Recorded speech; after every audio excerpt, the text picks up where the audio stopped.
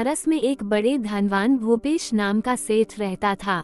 वह विष्णु भगवान के परम भक्त था और हमेशा सच बोला करता था।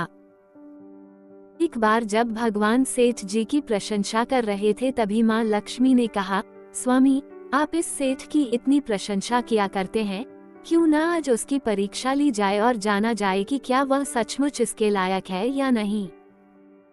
भगवान बोले, ठीक है।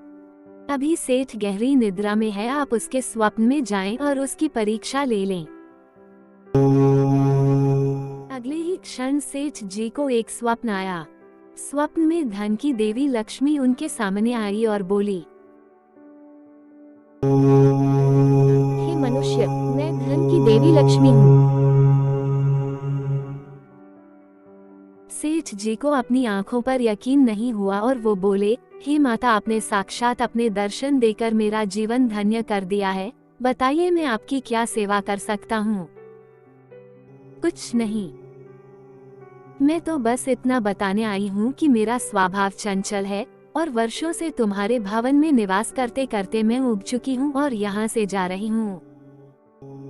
सेठ जी बोले, मेरा आपसे निवेदन है कि आप यहीं रहे, किंतु अगर आपको यहाँ अच्छा नहीं लग रहा है तो मैं भला आपको कैसे रोक सकता हूँ। आप अपनी इच्छा अनुसार जहाँ चाहें जा सकती हैं। और माँ लक्ष्मी उसके घर से चली गई।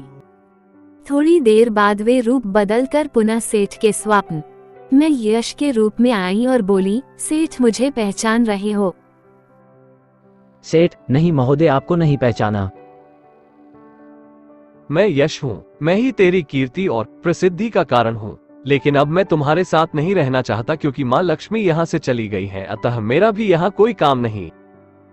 सेठ, ठीक है, यदि आप भी जाना चाहते हैं तो वही सही।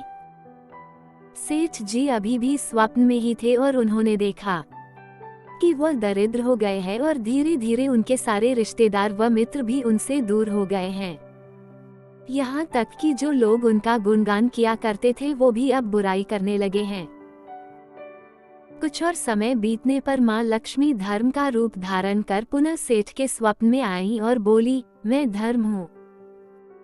माँ लक्ष्मी और यश के जाने के बाद मैं भी इस दरिद्रता में तुम्हारा साथ नहीं दे सकता, मैं जा रहा हूँ। जैसी आपकी इच्छा, सेठ ने उत्तर दिया और धर्म भी वहाँ से चला गया। कुछ और समय बीत जाने पर माँ लक्ष्मी सत्य के रूप में स्वप्न में प्रकट हुई और बोली, मैं सत्य हूँ। लक्ष्मी, यश और धर्म के जाने के बाद अब मैं भी यहाँ से जाना चाहता हूँ।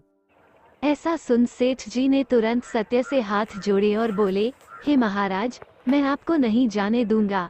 भले ही सब मेरा साथ छोड़ दे, मुझे त्याग दे, पर कृपया आप ऐसा मत करिए।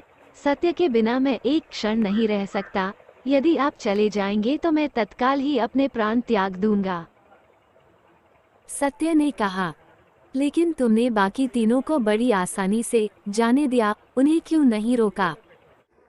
सेठ जी बोले, मेरे लिए वे तीनों भी बहुत महत्व रखते हैं, लेकिन उन तीनों के बिना भी मैं भगवान के नाम का जाप करते करते उद्देश्यपूर्ण जीवन जी सकता हूँ। परंतु यदि आप चले गए तो मेरे जीवन में झूठ प्रवेश कर जाएगा और मेरी वाणी अशुद्ध हो जाएगी। भला ऐसी वाणी से मैं अपने भगवान की वंदना कैसे कर सकूंगा? मैं तो किसी भी कीमत पर आपके बिना नहीं रह सकता। सेठ जी का उत्तर सुन सत्य प्रसन्न हो गया और उसने कहा, तुम्हारी अटूट भक्ति में मुझे यहाँ रुकने पर विवश कर दिया और अब मैं यहाँ से कभी नहीं जाऊंगा। और ऐसा कहते हुए सत्य अंतर्ध्यान हो गया।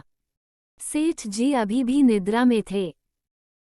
थोड़ी देर बाद स्वप्न में धर्म वापस आया और बोला, मैं अब तुम्हारे पास ही रहूंगा क्योंकि यहाँ सत्य का निवास है। सेठ जी ने प्रसन्नतापूर्वक धर्म का स्वागत किया। उसके तुरंत बाद यश भी लौट आया और बोला, जहाँ सत्य और धर्म है वहाँ यश स्वतः ही आ जाता है, इसलिए अब मैं भी तुम्हारे साथ ही रहूंगा।